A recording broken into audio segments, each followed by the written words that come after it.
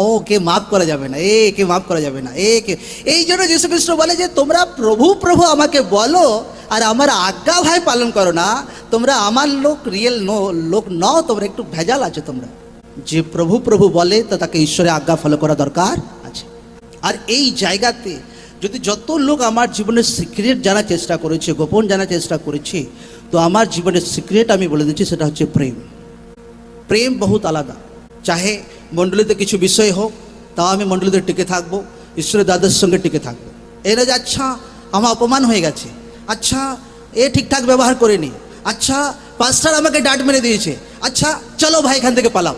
এ কি আছে ভেতরে? প্রেম আছে না শয়তান আছে? প্রেম আলাদা জিনিস।